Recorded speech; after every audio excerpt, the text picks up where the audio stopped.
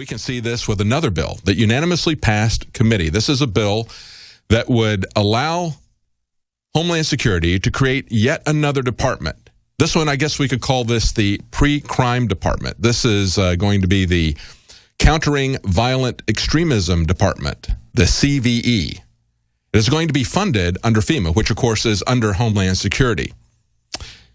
Very worrying when you look at the fact that this new department is going to be identifying people who have the potential to be violent extremists. They haven't committed an act. This is equivalent to identifying people, as we've pointed out before with Jade Helm, human domain analytics, activity-based intelligence, geospatial intelligence, all these different technologies that will mine all of the information that they're getting about everyone, about every group, putting this together, then running it through their artificial intelligence to see who pops up out of their database.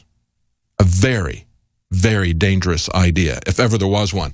Many people have been concerned about the potential of profiling to falsely identify people of different groups. Understand that this is about religious groups, it's about political groups, it's about racial groups, this is about every kind of profiling you can imagine.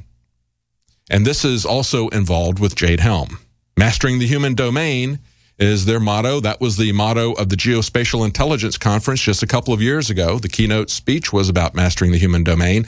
Now they want to take this to another level. They want to fund this under FEMA. And that comes at the same time we've heard Wesley Clark floating the trial balloon saying that we need to identify people who are going to be maybe looking at social media, looking at young people who are alienated because of their job, because of their love life, maybe because they're just not happy.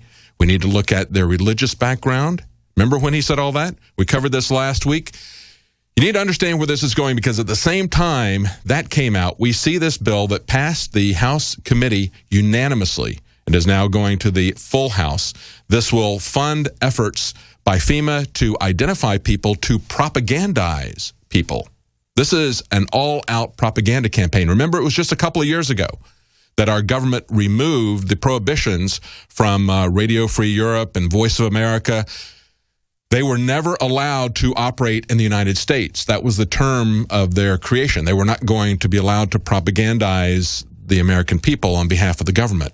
But of course, we had things like NPR.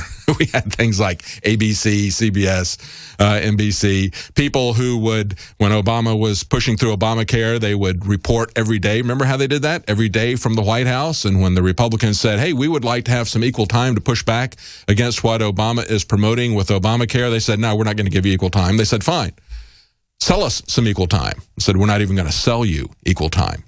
So, yeah, there's been a lot of propaganda, but now it is getting much more in your face. I mean, this is getting to the point of Orwell's Ministry of Truth. They're now creating this new department under Homeland Security, under FEMA, called Countering Violent Extremism. They're going to identify people through social media, through other methods that they think might become radicalized and violent. And then they are going to who knows what they're going to do. Perhaps they're going to inter them. That's certainly what Wesley Clark proposed. Remember, he said at the time, he said, if in World War II someone supported the Nazis at the expense of the U.S., we didn't say that was freedom of speech. We put them in a camp. No, actually, you were locking people up because of the group that they belonged to, because they were Japanese Americans. It wasn't that they were speaking out in favor of the Nazis. They didn't lock up Charles Lindbergh. They didn't lock up the royal family for speaking out in favor of eugenicism or the Aryan race or saying that Hitler made the trains run on time. They didn't lock people up for that. They locked people up because they were German, because they were Japanese ancestry.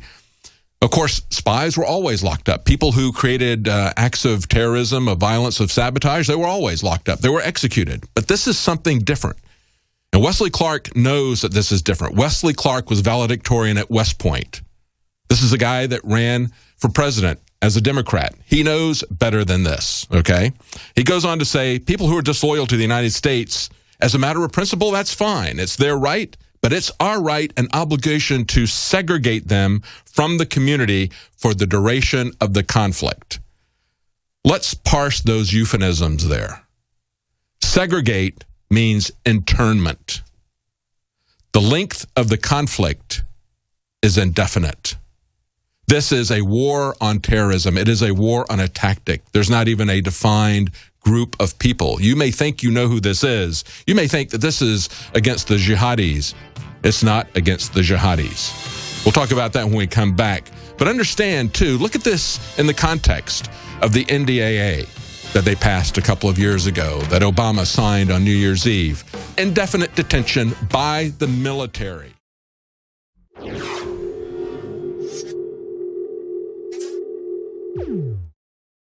I want to go back, though, and continue to talk a little bit more about this bill. It is H.R. 2889 is the bill that will create a Center for Violent Extremism to combat violent extremism. And, of course, that is not people who have committed acts of violence, but people that they identify as potentially becoming radicalized, potentially becoming violent. Who would that be?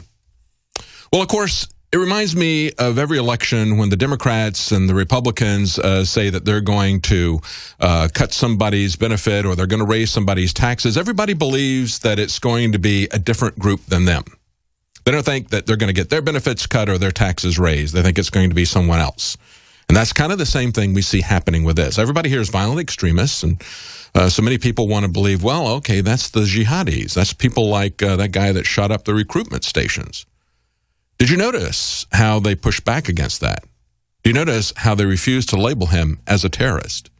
Did you notice that they came up with every excuse they could to avoid the connections of Mohammed and a guy who was very troubled? You could see his, if you want to look and mine the database on social media, you could very easily do that and see that he had a chip on his shoulder about the way that he was treated. He was very angry. He specifically targeted not one, but two different recruitment areas, shooting at the people at one, then driving to another one and shooting them, specifically targeting the U.S. military. But, of course, we can't say it was an act of terrorism. We can't say it was an Islamic jihadi who did this, in spite of all of the obvious indicators. They have to come up with some phony baloney thing that his parents were concerned that he was doing a lot of drugs and prescription drugs, marijuana, and alcohol. Look, the marijuana and alcohol aren't going to make you do that. He knew precisely what he was doing. It wasn't that he went crazy and just started shooting randomly in some area because he was hyped up on some SSRI drug. He could have been hyped up on that, but it was also focused on a jihadi agenda. So, but a lot of people look at this and they say, well, of course, violent extremists, yeah, we need to stop that. We need to keep things like that from happening in the future. Understand, that is not the way Mike McCaul and Barack Obama are going to use this legislation. And this legislation has passed unanimously in the House committee. It is now going to go to the full House, and it has broad bipartisan support. Here's an article from Conservative HQ talking about this. They say, who are these violent extremists that Obama and Mike McCaul, Republican, keep talking about? Well, are they actually Islamists? Okay, like the guy that shot things up in Tennessee? No. They're Americans, perhaps, who support the right to life or Second Amendment rights, or maybe they're veterans. You know, the same people that we've seen over and over again from the MIAC report that InfoWars broke back in 2009, identifying people like those who have bumper stickers supporting Ron Paul or Chuck Baldwin on the back of their car. Those are the people that they're concerned about. Those are the people that the Southern Poverty Law Center has identified. Okay. Remember, of course, that they want to talk about white supremacists and the Ku Klux Klan. The Southern Poverty Law Center's founder, Morris Dees, defended the Ku Klux Klan. He worked for George Wallace in the early days of the civil rights movement, when George Wallace was opposed to civil rights. The only way that Morris Dees, the founder of the Southern Poverty Law Center, was involved in the civil rights movement when it was happening was to defend the Klan, to defend the people that beat demonstrators, that burned their buses. He made a lot of money doing that, but he made even more money doing direct mail, and that's what they're doing. They're setting the agenda, and we've seen this over and over again, not just in the MIAC report. We've seen it in scenarios, military scenarios floated by the government. We've also seen it in the various reports that are coming from them. Here's another example from Security Debrief. This guy says McCaul's legislation must take on a more nuanced, thoughtful, and intelligent perspective of homegrown violent extremism. than we have seen thus far in government efforts. He says this is not just about ISIL or about those inspired by radical, violent interpretation of Islam. If we're serious about countering growth in homegrown violent extremism, we need to legitimately focus our efforts on all forms of it, okay? So then he talks about a few different points down here. He says, here's the problems with our approach so far. Number one, the whole idea of radicalism. We don't really define what radicalism is. And I say, yeah, that is a problem because it's so open-ended, just like the war on terror, a war on a tactic. But they want to broaden it. The very next thing they say, it's too narrowly focused on Muslims. The original program looked exclusively at the Muslim community. So we need to look at other things. To be sure, Muslim identity extremism is a threat, but it is not the only threat, nor is it even the greatest threat. This is what the people in the business are saying. This is what the people in the military-industrial complex, this is what the people in the surveillance industrial complex are telling us, okay? This is what the people who write the war scenarios, who write the legislation, this is what they think. Over and over again, we see this. We see this from Stratfor, where he's talking about, he says, yeah, okay, Islamicism, that's a threat, but it's not the biggest threat, okay? All these people have a bigger threat. The bigger threat, the homegrown threat, are people who are conservatives, who are for limited government, or as they would call them. This is what he says right here in the study here. And of course, he's quoting government studies when he says this. In 2014, a national consortium for the study of terrorism and responses to terrorism, their center reported that it is anti-government sovereign citizen movement that is the top terrorist threat. The New America Foundation, remember those guys? They called for a North American Union ID. That was their editorial not too long ago. They were in the top of CNN calling for a North American Union ID. Well, these people also like to play with statistics. They say, if we exclude the September 11, 2001 attack, well, why in the world would you exclude that? Because it doesn't give you the answer that you want.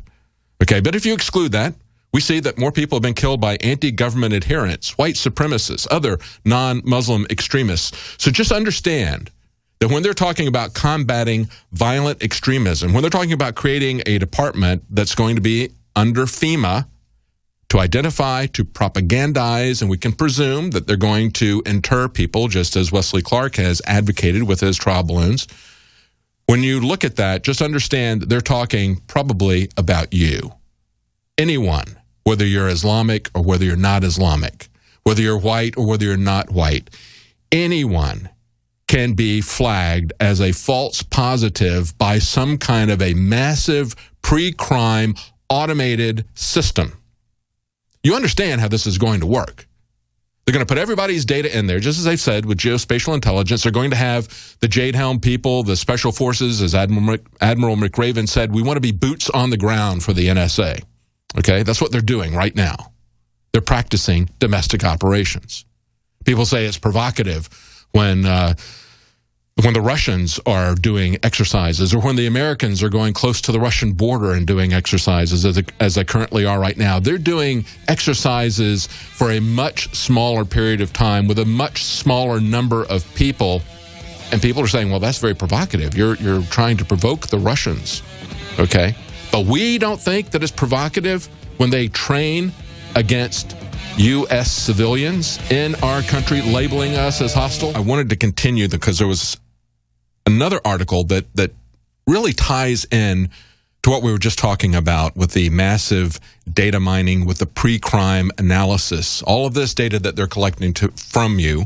Remember, they're going to mine this data. They're going to pass it through some software that is going to try to identify people who are potential radicals, people who are potentially violent. And they're going to do something to those people before they commit a crime.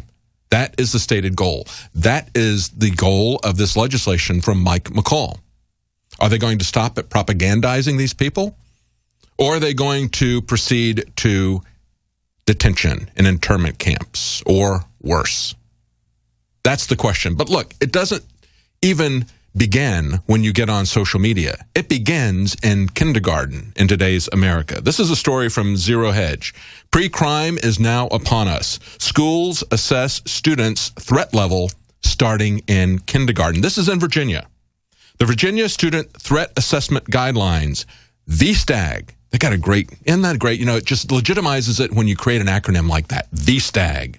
VSTAG is a school-based, manualized process designed to help school administrators, mental health staff, this is for kindergarten, mental health staff in kindergarten, and law enforcement officers assess and respond to threat incidents involving students in kindergarten through 12th grade to prevent student violence. So we got mental assessment, we've got law enforcement assessment from our kids beginning in kindergarten. And as he points out in Zero Hedge, he says the idea, unfortunately, is to implement this watch and flag surveillance grid. That's what we see with the human domain analytics, to implement the surveillance grid across the system at every level with every institution that everyone comes in contact with. Constant surveillance everywhere. Of course, Zbigniew Brzezinski suggested that 40 some odd years ago in the book that got him to be handpicked for the Trilateral Commission, to head that commission as its first president by Kissinger and others. The commission that would create a structure that we see being mirrored in the current secretive trade treaties, the transatlantic, the trans-Pacific partnerships, combining those two regions with the North American region. Nevertheless, the question is, who's going to pop up? What's the criteria that they're going to use? Let's go to Chris in New York. Chris, you had some comments about Wesley Clark's comments. Yeah, thank you, David. I wanted to say that what he said about people that have to be somehow restrained from, taken away from the public, that sounds to me like the manual that was let out by the Army, which is the 3-39-40, the internment and resettlement. Yes, exactly.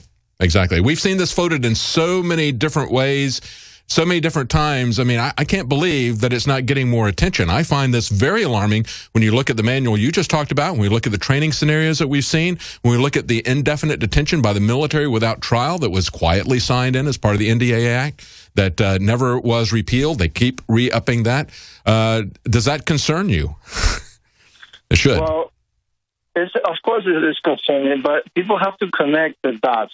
The NDAA is there for a reason. Also, the manual that we just spoke about. Also, the Department of Homeland Security is saying that veterans are the number one threat, and Christians are the number 4 threat.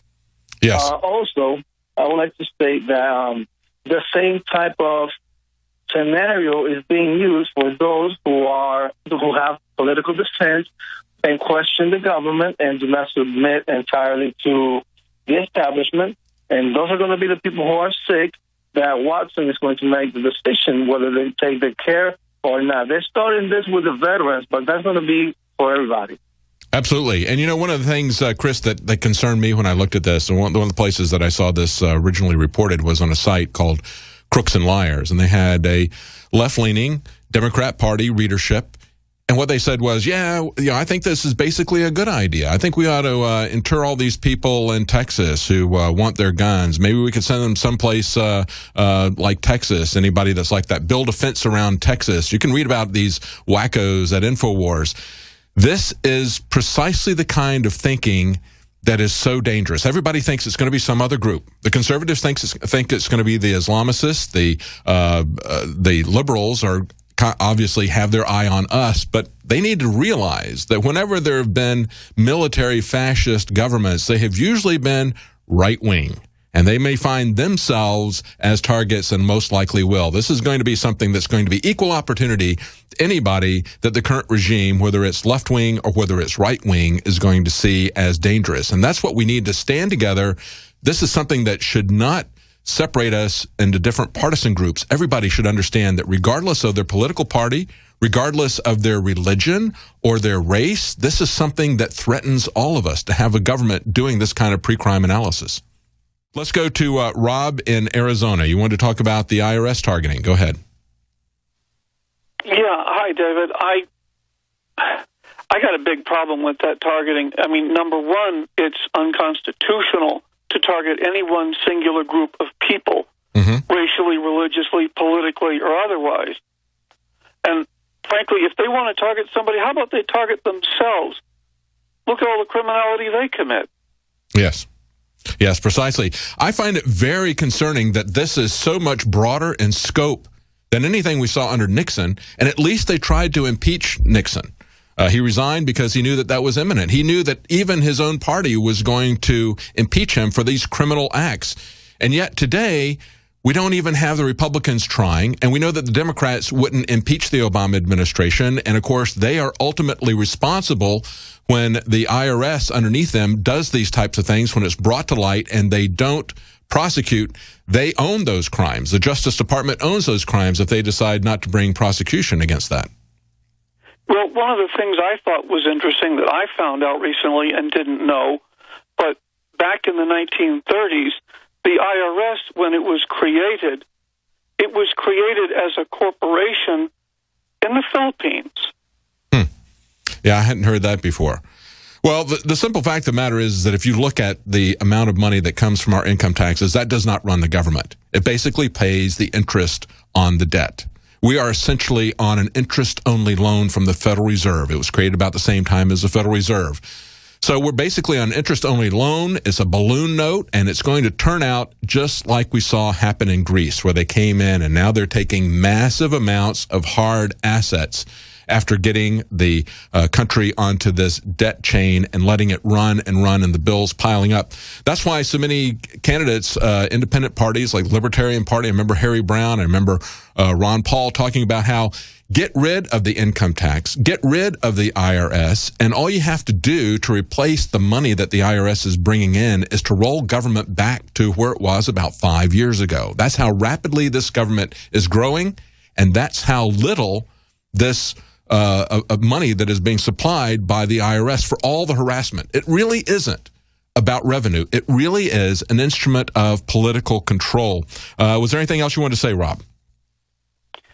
Yeah, I just hope that our people of America will have strong enough something inside and they'll help us take back the country. Absolutely. Yeah, it's absolutely amazing when we see that they are using things like a gift tax, as we pointed out earlier when we talked about that article, hasn't been used since 1982. It was declared as unconstitutional by the Supreme Court, yet they simply do it. They're charging people 12 times the amount of fines that were put in under Obamacare just because they can. They do whatever they wish. Let's go to Brad in Louisiana. Brad, you wanted to talk about artificial intelligence. Go ahead. Yes, Dave, thank you. Artificial intelligence is a scary subject, primarily because I feel like the morality and the ethics that's going to be defined or integrated into this artificial intelligence is being programmed by unethical and immoral people. And the propagation of these programs, I believe, is due to their own deep-rooted acknowledgement of their own lack of intelligence and ability. And, you know, we have the Constitution here in the United States, but I believe that the government is separate from the United States today. There is a distinction, there is a difference. Like Alex says, the war is on, and their Constitution is one sentence: do what thou wilt shall be the whole of the law. And that was a quote from Aleister Crowley, which goes to underscore my belief that it is an entirely sinister and satanic movement. Thank you, David. Yeah, absolutely. And, you know, when you look at artificial intelligence, you understand that when they're doing this data mining, when they're doing the pre-crime analysis, when they're going to flag somebody, it's going to be done by, and it's not generalized artificial intelligence. It'll be specific artificial intelligence, but the computer will spit these names out, just like the name that came out. And if you've ever seen the movie Brazil, you know, it comes out, it's Buttle. And this guy, they're actually looking for a guy named Tuttle who really hadn't done anything either. But that's what's going to happen. It's going to be spit out by the computer, and these people are going to not question the presumptions that cause that name to come out. So anybody can put any kind of criteria they want in there. And as you correctly pointed out, there is no ethical connection to so many of the different technologies that we're doing, whether or not it's artificial intelligence or whether it is bioengineering or nanotechnology. There's so many different areas that our government is weaponizing and creating these technologies that have the possibility of getting out of control and taking down most of humanity. Gigadeath is the way Hugo de Garis talked about an out-of-control artificial intelligence. I want to talk about a perfect storm today. And the perfect storm I'm going to discuss is a really good perfect storm. I have prayed, literally, to be able to find a high-quality gun sponsor that is affordable and that is extremely well-made and effective that I can promote to my audience. About 6 months ago, we get contacted by Head Down Firearms, hdfirearms.com. Low cost compared to competitors. Super high quality, super lightweight, super accurate, and the experts salivate over it and love it. Their entire line of 5.56, 308, and their accessories are simply amazing, and it's designed by battle-hardened vets that know what they wish they would have had. You need to go to hdfirearms.com today, or you can visit headdownproducts.com. That's headdownproducts.com.